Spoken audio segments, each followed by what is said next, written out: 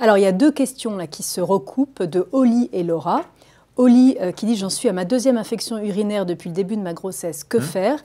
Et Laura qui dit « Une infection vaginale ou une infection urinaire est-elle dangereuse pour le bébé pendant la grossesse ?» Alors, elle est à sa deuxième infection urinaire, il faut savoir à quel moment elle survient.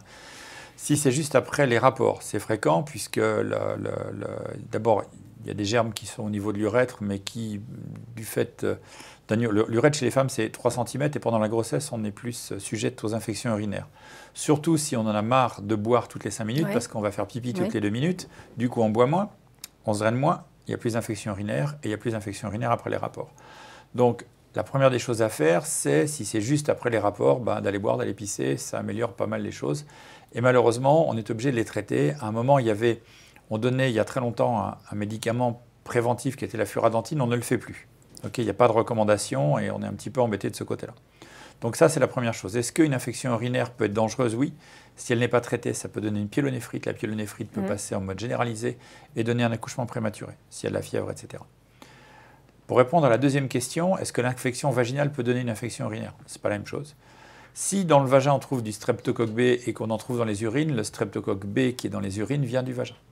Là, c'est assez facile. S'il y a une mycose vaginale, ça n'a jamais donné d'infection urinaire, sauf chez les immunodéprimés. Donc, et est-ce que la mycose vaginale peut être dangereuse pour le bébé? Niet, absolument pas. C'est l'infection urinaire qui est vraiment dangereuse. Le seul danger de la mycose vaginale, c'est si c'est une grossesse qui est survenue malgré un stérilet. Je n'ai pas dit sur ou sous. C'est comme tomber.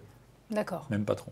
D'accord. Donc, la grossesse avec une contraception intra-utérine, les fils du stérilet peuvent être colonisés par une mycose. Et à ce moment-là, comme le stérilet est intra-utérin, c'est le seul risque. Mais c'est des grossesses exceptionnelles. Et là, il y a danger pour l'enfant, pour la mère, pour les deux? Pour les deux. Il y a un risque de fausse couche tardive. Mais c'est très particulier. Okay, mais oui, la mycose de base. Ça concerne peu de femmes. Ouais.